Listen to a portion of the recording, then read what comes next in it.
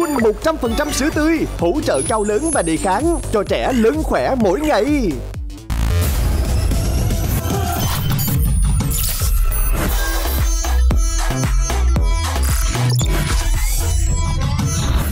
Những đứa trẻ được thiên vị. Con có thể xử em bằng cách nào cũng được, nhưng tuyệt đối con không được để cho nó khóc. Chị thiên vị với bé nhỏ nhiều hơn, tại vì bé nhỏ ở nhà nó ngoan. Liệu có thực sự hạnh phúc? Có phải thực sự là con không thích em không? 40% là không thích em. Con có thể cho em làm bạn với con được không? Con không muốn.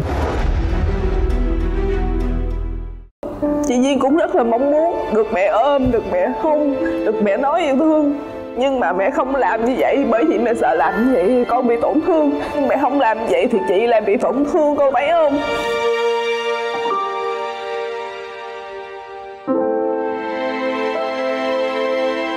Nguyên nhân nào dẫn đến sự xa cách của con cái? Phụ huynh sẽ có cách nhìn nhận, xử lý ra sao? Hãy cùng đón xem tập 3 với chủ đề Được thiên vị liệu có hạnh phúc? Chào mừng quý vị và các bạn đến với chương trình Love Cool cùng con trưởng thành, cùng con hạnh phúc. Chương trình được đồng sản xuất bởi thương hiệu Love Cool và MCV Group. Và thưa quý vị, chương trình được phát sóng vào lúc 20 giờ tối thứ Bảy hàng tuần trên kênh MCV Media. Và chủ đề ngày hôm nay chúng ta nói về thiên vị, một vấn đề thường hay xảy ra với những gia đình có đông con. Có chắc là những đứa trẻ được thiên vị các con sẽ hạnh phúc hơn không? Không đâu nha. Sẽ có những bạn tuy được thiên vị hơn nhưng các con sẽ nhận thấy được cái sự đố kỵ của các anh hoặc chị em còn lại của mình. Chúng ta sẽ giải quyết vấn đề này như thế nào? Hãy thử một lần để cho các con tự nhìn nhận lại chính các mâu thuẫn của các con, để rồi từ đó chúng ta sẽ đưa ra được những bài học cũng như là những cái thỏa thuận mà chúng ta mong muốn. Và để bắt đầu cho câu chuyện ngày hôm nay, chắc chắn Ngọc Lan sẽ mời ra sân khấu những nhân vật chính của chúng ta. Đầu tiên xin được mời bé Minh Anh.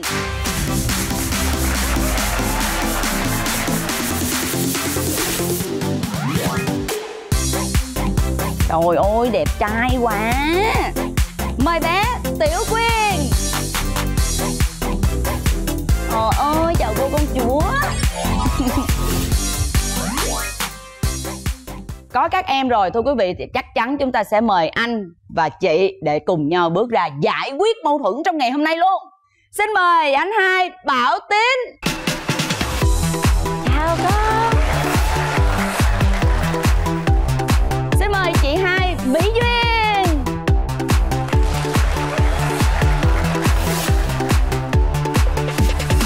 Và thưa quý vị, một mình Ngọc Lan không thể nào mà có thể đứng ra để giải quyết mâu thuẫn giùm cho các con được, mà Ngọc Lan luôn luôn phải có một người bạn đồng hành, một người bạn mà luôn đưa ra những cái đóng góp ý kiến rất là tuyệt vời. Đó chính là tiến sĩ tâm lý Tô Nha.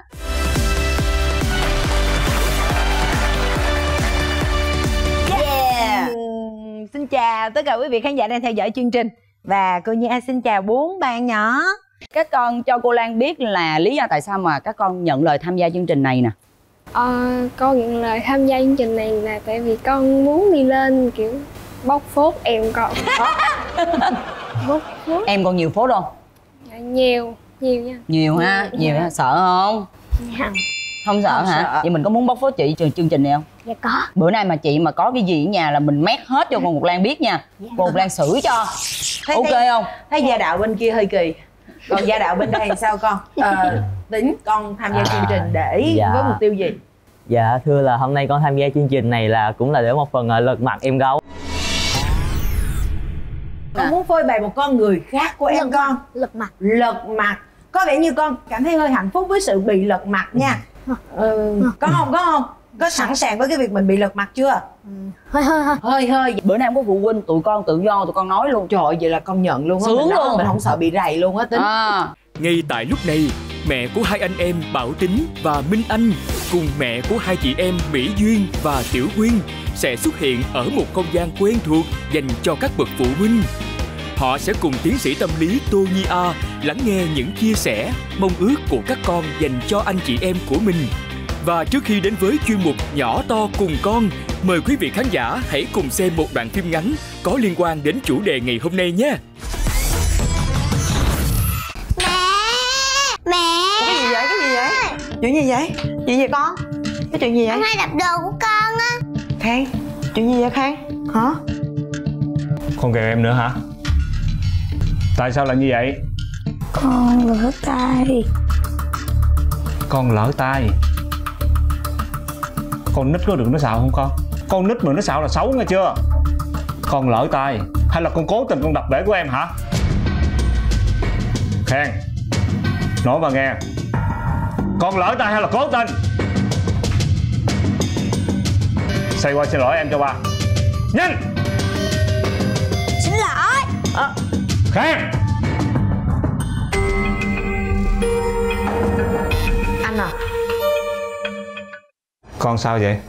Không thương em hả? Hả? Con là anh hai đó, phải thương em, phải nhường em chứ. Con biết được lỗi của mình không?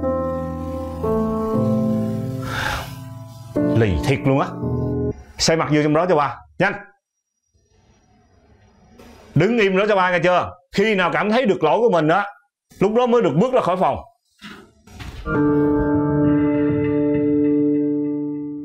Mẹ ăn hai ghẹo con. Mẹ ăn hai ghẹo con. hư nè, hư nè.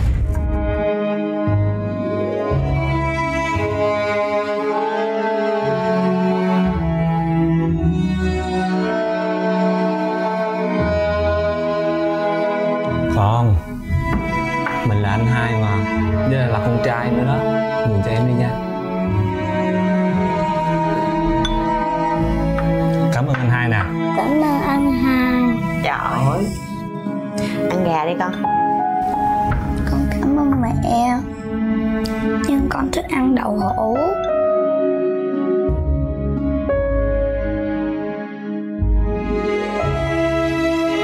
Mẹ ơi, bữa nay con được 10 điểm. Trời ơi, con có mẹ giỏi quá vậy, đâu mẹ coi coi. Trời ôi, anh coi nè, con mình vẽ tranh đẹp ghê chưa? Rồi. Wow, đẹp dữ ta. Con nè. Con đây hả? Giỏi con gái của ba quá. giỏi quá à, được 10 điểm luôn. Đúng rồi, con là con gái con mặt đầm nè, đúng không?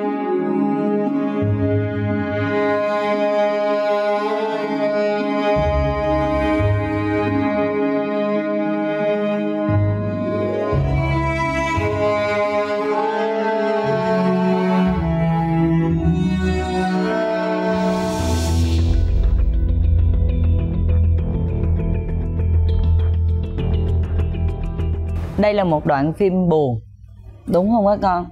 Ở nhà có khi nào mà các con có những cái trường hợp này xảy ra không? Nhà cũng có. Cũng có đúng không? Cô Lan nghĩ là chắc chắn là cũng sẽ có thôi. Nhà con không bao giờ có. Không bao giờ hả? Ba mẹ thương đều chứ không phân biệt với bạn nào hết. Con thấy vậy. Rồi thế thì cô hỏi Bảo Tính nè, con thấy là em Khang ở trong cái đoạn phim ngắn đó cư xử như vậy là có đúng hay không? Theo con thấy là nếu như mà xét về độ tuổi của em Khang thì em Khang vẫn còn ở tuổi khá là nhỏ. Không phải là mình gọi là mình ghét người mới chọc, mà một phần mình quan tâm. Thế còn Mỹ Duyên thì sao? Con thấy thì bạn Khang này cũng ở cái độ tuổi khá là nhỏ, mình cũng chưa có nhận thức được mọi việc á, cứ cho là ba mẹ kiểu thiên vị em quá nhiều. Do được ba mẹ cưng chiều nên là đâm ra là cái gì cũng nói với ba mẹ, khiến cho kiểu ba mẹ hiểu lầm về cái bạn Khang ở trong đây. Còn con thì sao Tiểu Quyên? Con có thấy là em Nhi giống con không? Giống chứ. Giống không? Giống. Y chang luôn á. Y chang không giống nha. Không hả?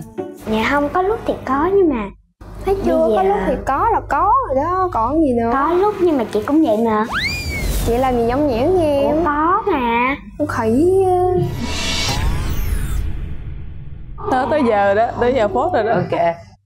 Rồi bây giờ một cái cuộc tranh luận nó đang gay gắt quá mọi người ơi. Chúng ta sẽ tiếp tục cái câu chuyện tranh luận như thế này bằng những cái từ khóa nói về những cái điều mà không thích của anh chị dành cho tụi con. Chúng ta sẽ đến với bạn Mỹ Duyên trước. Hỗn. Hỗn. Ủa gì vậy? Dạ. Đu bám mẹ. Rồi chị hai có thể chia sẻ về cảm xúc một cách chân thực nhất về những lần em hỗn với chị hai nè. Những lần nó hỗn với con thì ban đầu con cũng bất ngờ lắm chứ. Vài lần con bảo với nó là đừng có nên như vậy nữa, kiểu không có nên xem chị ngang hàng với mình á. Tại vì ở trong nhà nó đôi khi nó cũng không phải là hỗn với một mình con, nên là con sợ nó cứ hỗn vậy hoài á thì ra ngoài nó thành cái thói quen, xong rồi ra ngoài nó đối xử vậy với người khác thì lại chết nữa. Thế thì những cái lần mà em hỗn như vậy thì cái cách giải quyết của mẹ với ba con á là có làm cho con thoải mái chưa? Dạ thường thì ba mẹ vẫn không để tâm về cái vấn đề đó cho lắm. Con có mong muốn điều gì từ cái việc này không? Con mong muốn là ba mẹ sẽ nhìn nhận lại cái việc đó, xong rồi giải quyết làm sao cho em hiểu được cái vấn đề là mình đang hỗn với cả người lớn, để cho nó có thể sửa lại những cái sai lầm đó của mình. Nó còn việc đu bám mẹ thì sao? Kiểu cái gì cũng mẹ ơi chị như thế này với con, chị như cái kia với con, khiến con đôi khi con cảm thấy bực mình lắm chứ.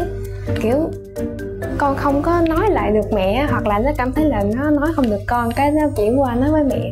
Nói với mẹ xong mẹ nói rồi cái gì đó con không có nói lại được, nên là con tức, kiểu con thấy rất là ai ngước luôn. Xong con sẽ ngồi vào bàn bật nhạc rồi xong cái con khóc và lại vô toilet. Con đã từng khóc vì những cái điều này? Dạ. Ba mẹ có biết không? Dạ không, ba mẹ không biết. Cô Lan sực nhớ ra một cái hashtag, đó là giận vô cớ của con. Con có thể kể một cái câu chuyện cụ thể hơn trong cái hashtag này của con không? Giận vô cớ của em, ví dụ là em nó đang xem điện thoại hoặc là nó làm cái gì đó nhưng mà kiểu xem điện thoại lâu quá đi, xong cái ba kia là dẹp điện thoại đừng có chơi nữa, nhưng mà nói là kiểu nặng tiếng chút xíu, cái em dẹp điện thoại nhưng mà với một cái vẻ mặt không có vui. Xong xuống đó cái con chọc ghẹo em hay gì đó, nhưng mà con không biết là trước đó đã như vậy rồi, cái nó quay qua kìa chị làm gì vậy? Chị làm gì vậy? Xong nó giận con nó đi lên. Có không? Dạ. Tại sao con không nói với chị là em mới vừa bị la xong mà con lại nạt ngang chị luôn? Con rất là hay như vậy hả? Dạ. Nhiều khi là chị đâu có biết là con mới bị la đâu, nên tâm trạng của con lúc đó đang tan chậm, cho nên là chị không biết, rồi chị ghẹo con rồi đâm ra làm con bực mình.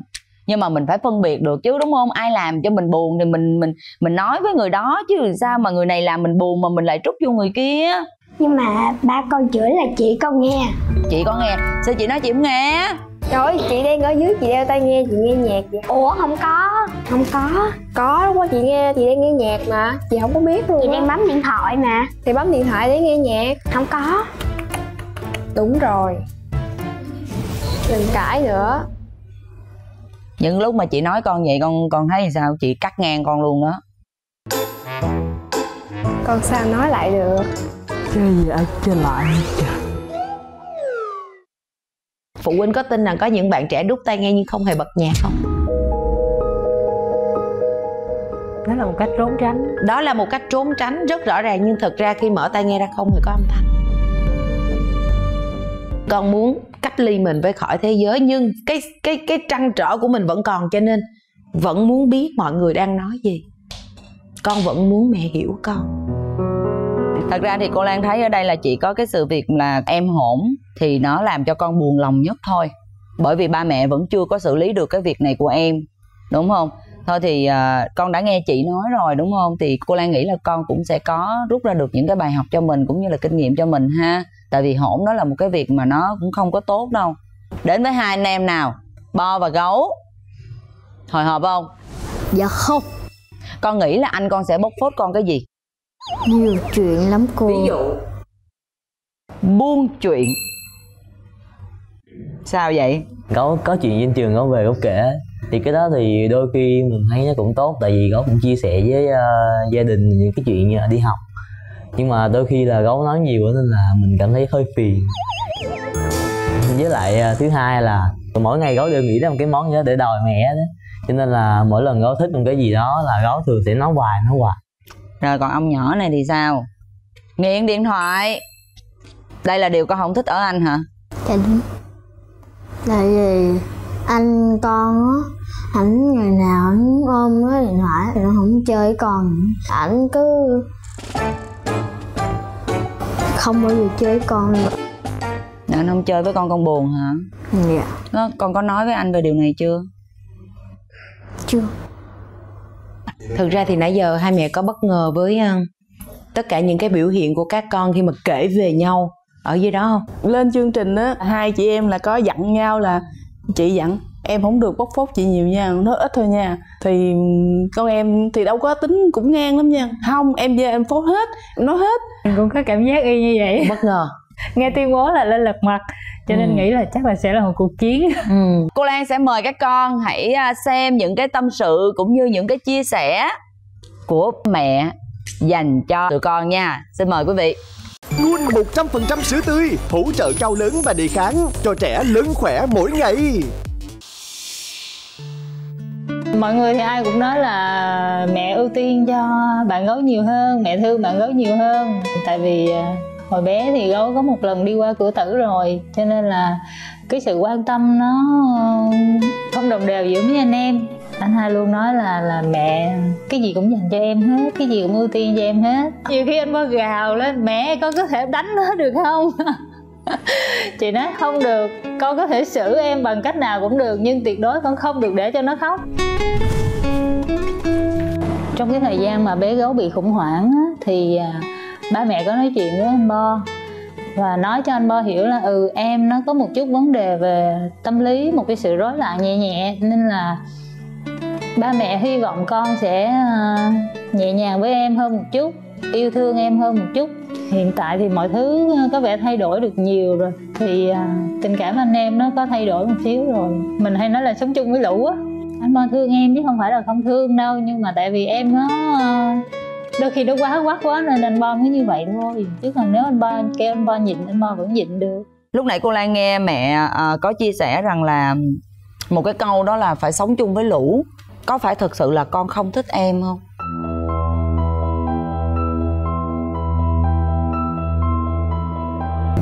trăm mà không thích em.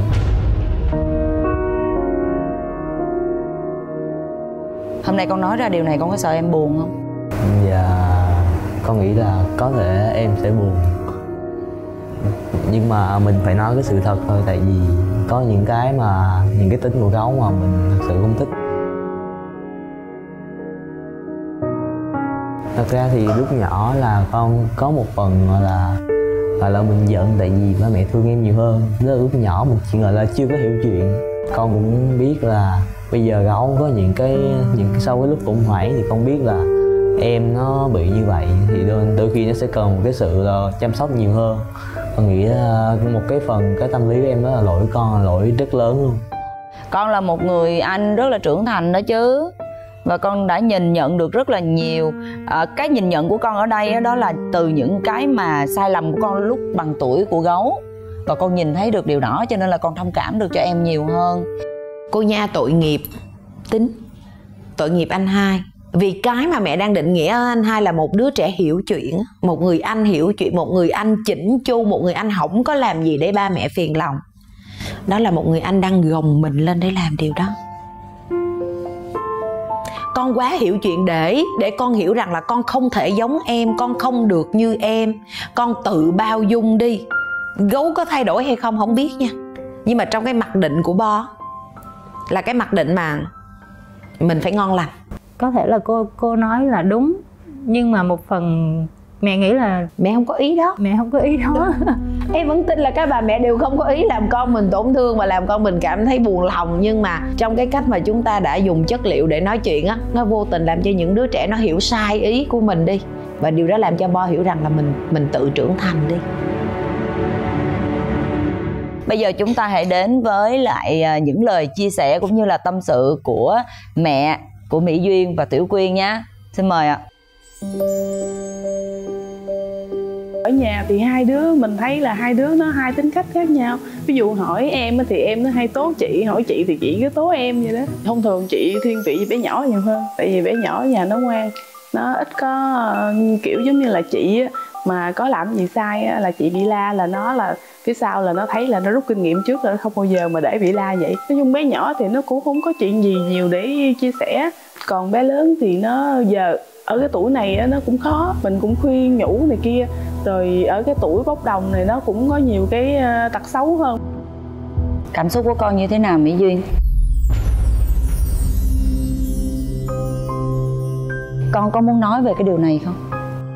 Dạ thì cũng buồn, nhưng mà buồn về mình hơn. Buồn về mình nhiều hơn hả? Cô Lan cảm thấy là con còn rất là nhiều điều con chất chứa trong lòng. Cô Lan hy vọng rằng là nếu mình ngồi nói chuyện với mẹ thì con có thể nói ra được hết những cái gì mà chất chứa trong lòng của con, để cho mẹ hiểu hơn về con. Và con có cảm thấy khó chịu không khi mà mẹ lúc nào cũng thiên vị em hơn là con? Dạ có chứ, con cảm thấy rất là khó chịu về cái vấn đề đó luôn á. Kiểu mẹ cứ suốt ngày thiên vị em, xong rồi bảo con sai cái này sai cái kia, làm cho con không thích. Cực kỳ luôn.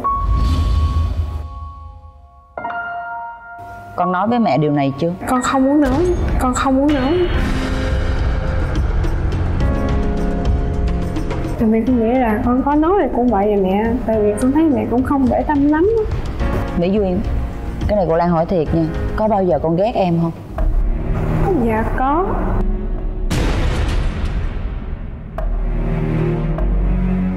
Thấy chị khóc vậy rồi con nghĩ như thế nào?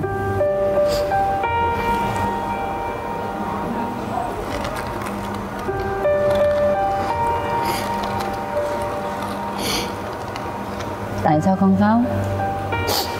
Tội cho chị. Tội cho chị của con. Tụi con là những đứa trẻ, cho nên là có những cái mà tụi con chưa hiểu được nhau. Tụi con chưa kịp lớn mà. Đây thì lại là còn quá nhỏ để tụi con có thể hiểu được. Thế bây giờ là mình đang rất là thương chị nè, đang rất là tội nghiệp chị nè. Thấy chị khóc như vậy con có muốn qua ôm chị không?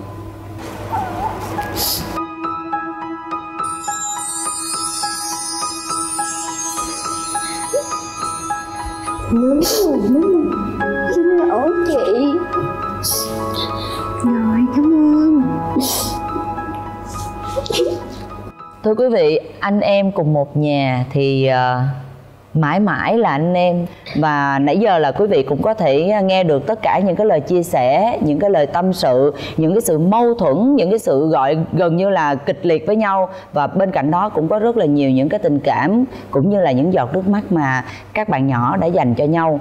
Chúng ta đã lắng nghe trọn vẹn cái câu chuyện của 4 bạn nhỏ ở dưới kia. Mình xúc động vì mình cảm thấy là đây là những cái tâm tư của con mà chưa bao giờ mình nghe.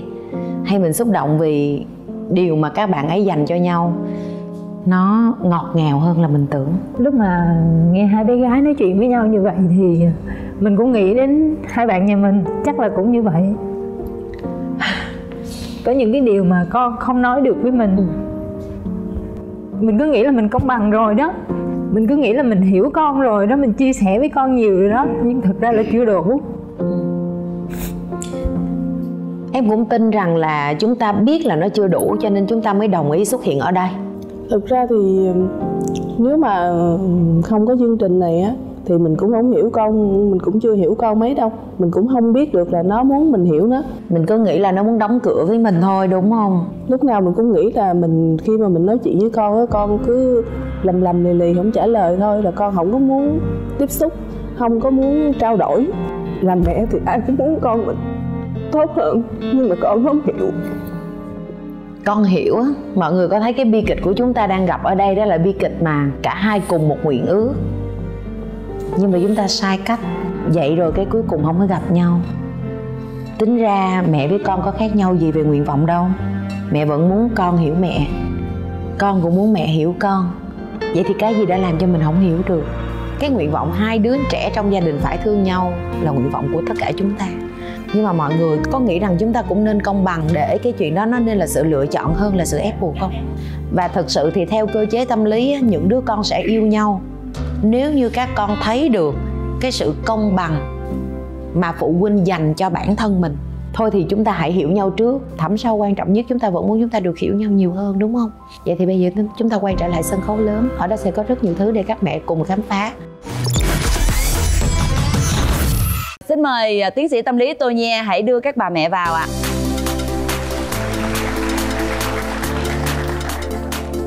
Chào hai mẹ. Rồi mời hai mẹ ngồi đây ạ. Ngọc Lan rất là muốn hỏi mẹ của Bảo Tính, chị có nghĩ rằng là khi mà cái câu của chị nói rằng là sống chung với lũ nó sẽ khiến cho con đau lòng không? Thực sự lúc chị nói câu đó chị cũng không biết là con nó có đau lòng không, nhưng mà chị đau lòng. Nó là một cái sự bế tắc đó.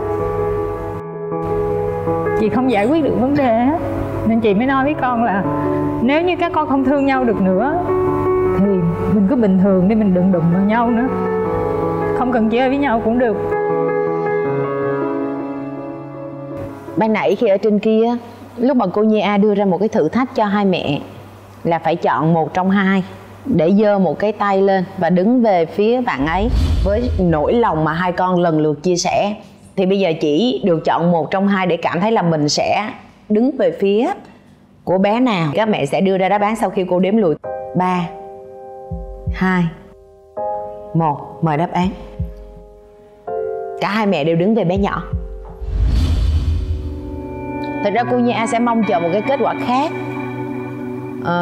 một cái kết quả mà khi mình hỏi câu này với phụ huynh nào, phụ huynh đó cũng sẽ có cái kết quả giống như thế này, thì tất cả chúng ta mới cùng hạnh phúc được. Đó là tôi sẽ không giơ tay nào hết á, hoặc chúng ta phải giơ cả hai tay. Tụi trẻ làm gì có cái câu chuyện là đứa nào hơn đứa nào trong mối quan hệ với cha mẹ. Tụi nó là tụi nó, mỗi bạn với mình là một mối quan hệ riêng biệt, còn các bạn ấy với nhau như thế nào, như em đã nói, nó phụ thuộc nhiều vào cái cách mà chúng ta bộc lộ. Bây giờ tụi con có can đảm để có thể nói những cái điều mong muốn của mình, để mà ba mẹ có thể thay đổi để cho tụi con thoải mái hơn, tụi con tốt hơn. Tụi con có can đảm làm điều đó không? Có. Ok ha.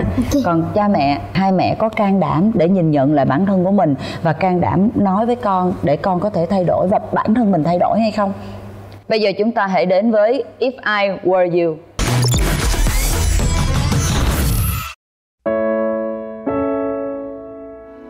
Để đến với chương trình này á, là mẹ đặt hết tâm sức vào chị Mỹ Duyên.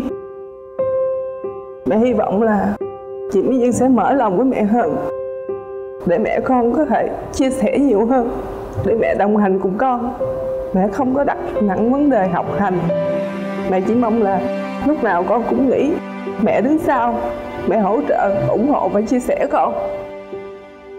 Không phải vì mẹ xấu hổ vì con học dở, hay là mẹ xấu hổ vì con có những thói hư tật xấu, là mẹ sao không yêu thương con. Không có, mẹ lúc nào cũng yêu thương con.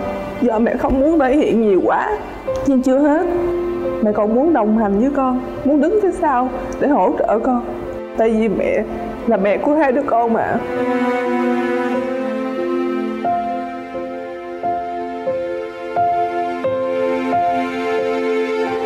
Con muốn xin lỗi mẹ về những việc mà con đã làm ra. Xin lỗi mẹ về những thói hư tật xấu của con đã khiến mẹ phiền lòng. Và con cũng mong là qua những cái lời con nói thì mẹ yêu thương con với em đồng đều, đừng quá thiên vị về em, với cả gọi là tập cho em một cái tính để cho nó trở nên tốt hơn bây giờ của nó. Mẹ cũng muốn nói với tụi Quyên á, con là em thì con cũng phải yêu thương chị. Con đừng có ganh tị với chị. Tại vì á, mẹ yêu thương cả hai đứa. Con hay hỏi mẹ là mẹ thương con, mẹ có thương chị không? Nếu mẹ trả lời là mẹ thương chị á, thì con sẽ giận, con sẽ khóc. Nên một lòng mẹ phải nói dối con là mẹ không thương chị. Nên một lòng mẹ phải nói dối con là mẹ không thương chị.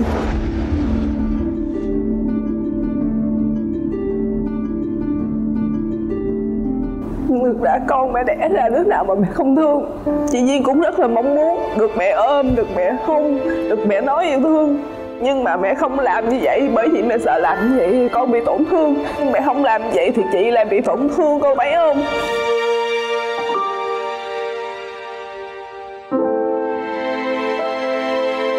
Con muốn mẹ yêu thương con.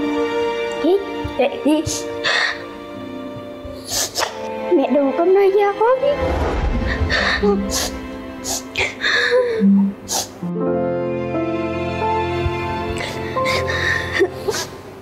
Mẹ cũng không có mong muốn con phải làm gì với mẹ hết.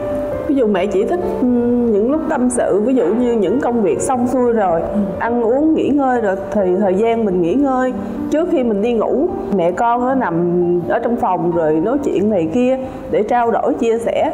Hôm nay con đi học sao, rồi có bạn gì mới, có chuyện gì trong lớp, trong trường. Thì cái thời gian đó là mình xem tivi nè, rồi mình trò chuyện nè, mình nói chuyện nhau.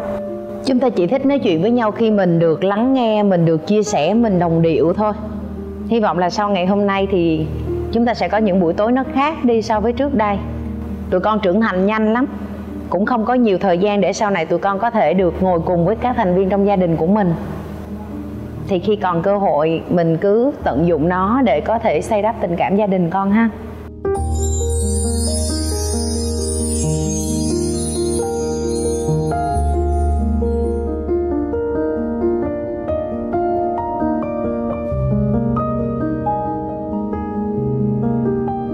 Các nút thắt chúng ta dường như đã gỡ được dần dần.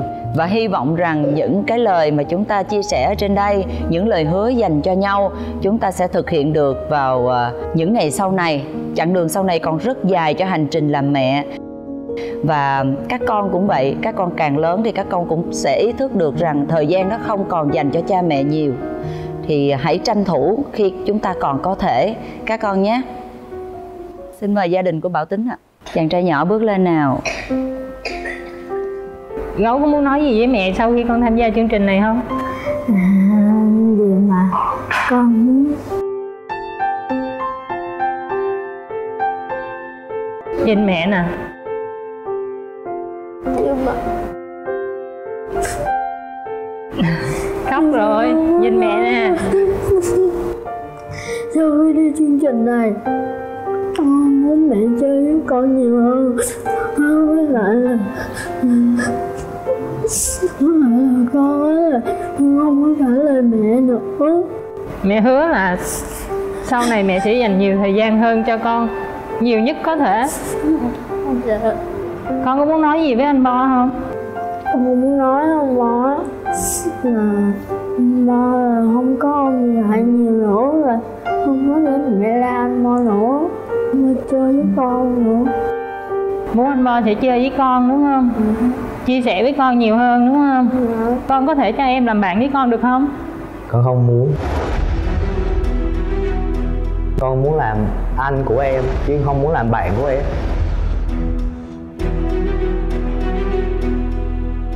Mình có thể hiểu được em, mình bảo vệ cho em và cũng như là mình dạy dỗ cho em.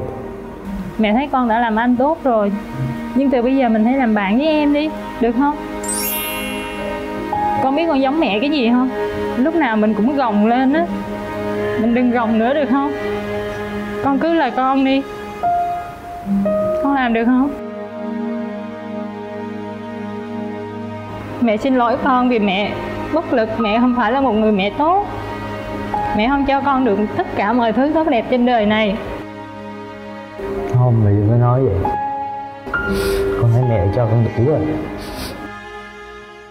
Từ cái việc mà mẹ cho con chọn trường, mẹ kêu con là mẹ đi xa hơn, mẹ kêu con là chọn trường xa hơn, đi xa hơn đi. Tại vì con biết là hồi nhỏ mẹ cũng khó khăn, cho nên là bây giờ mẹ muốn cho con được đi xa hơn, để cho con cái cuộc sống tốt hơn. Cho nên là con thấy là mẹ cho con đủ rồi, con không có đòi hỏi gì thêm.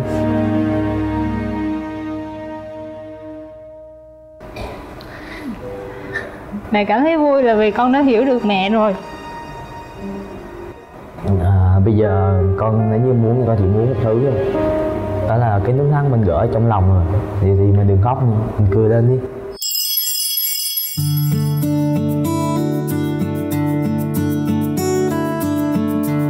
Nếu như nước mắt được gỡ ra, có phải mẹ sẽ bớt áp lực hơn không? Không phải mẹ sẽ đỡ phải tuyệt vọng không? Vậy thì mẹ phải cười lên chứ. Tại sao mẹ phải khóc?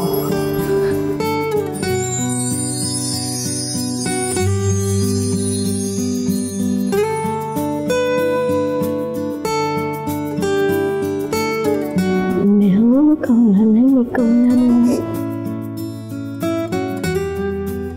Tuổi mới lớn á Bo, nó sẽ có nhiều cái mình cảm thấy lấn cấn với người lớn. Cô chỉ muốn con ra về và có nhiều cái sau này con hạnh phúc thực sự với gia đình của con. Cô biết rằng có rất nhiều cái trong lòng mà con vẫn muốn giữ cho riêng mình thôi.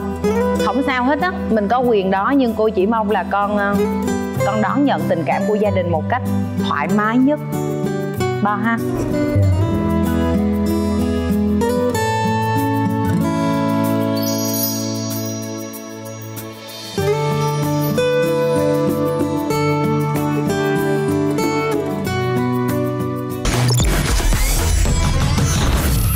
Trước khi chúng ta cùng chào tạm biệt khán giả, Duyên con sẽ nói gì với em của mình từ cái trải nghiệm ngày hôm nay? Chị thương em lắm á, với lại là em đừng có gọi là hỗn hào với chị nữa, nên đổi lại cái cách cư xử của mình thì chị sẽ thương em nhiều hơn nữa. Em thương chị, em sẽ cố gắng học hổn nữa. Rồi, cảm ơn. Rồi hai anh trai. Anh Bo là mình nhớ chơi với em. Có cái gì em không hiểu thì anh nói anh có la em nữa. Anh Bo xác nhận với em cái cho em yên tâm. Từ nay anh Bo sẽ cố để mà nhẹ nhàng như gấu hơn. Và anh Bo không mong gấu là cũng chuyển thành như anh Bo. Anh Bo chỉ mong gấu là biết một phần gấu hiểu chuyện để cho mình hòa thuận hơn nha. Lan thực sự rất là xúc động mọi người ơi. Lan nghĩ rằng là tất cả những cái mâu thuẫn chúng ta có thể giải quyết được trong bữa cơm ạ. Trong bữa cơm, sau giờ cơm, sau một ngày chúng ta làm việc, chúng ta hãy cố gắng dành thời gian cho các con nhiều. Thì đổi lại các con cũng sẽ nhìn thấy được điều đó, và các con cũng sẽ có những cái sự chia sẻ với chúng ta nhiều hơn. Đó là cái cách đầu tiên để chúng ta có thể giải quyết được cái vấn đề mà khoảng cách của các thành viên trong gia đình. Cảm ơn quý vị đã theo dõi chương trình. Chương trình Love Cool cùng con trưởng thành cùng con hạnh phúc có những set quà tặng cho các bé thay cho lời cảm ơn cũng như là lời chào tạm biệt. Xin được cảm ơn quý vị đã theo dõi chương trình. Quý vị đừng quên khung giờ phát sóng của chúng tôi 20 giờ tối thứ Bảy hàng tuần trên kênh MCV Media. Và chương trình được đồng sản xuất bởi thương hiệu Love Cool cùng MCV Group. Bây giờ chúng tôi xin phép được chào tạm biệt và hẹn gặp lại. Cool 100% sữa tươi, hỗ trợ cao lớn và đề kháng cho trẻ lớn khỏe mỗi ngày.